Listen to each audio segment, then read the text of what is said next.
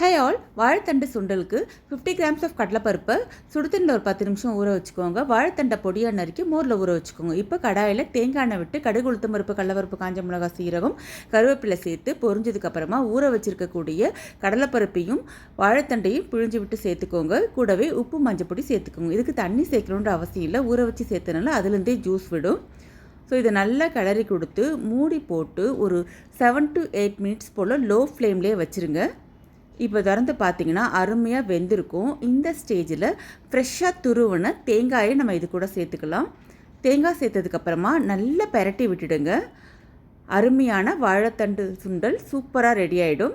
இதை பொரியலாகவும் வச்சு சாப்பிட்லாம், ஈவினிங் ஸ்நாக்ஸ்க்கு சுண்டலாகவும் வச்சு சாப்பிட்லாம். நீங்கள் வாழைத்தண்டில் எக்கச்சக்க ஹெல்த் பெனிஃபிட்ஸ் இருக்குது. கிட்னி ஸ்டோன் வராமல் ப்ரிவெண்ட் பண்ணும். கிட்னிக்கு ரொம்பவே நல்லது.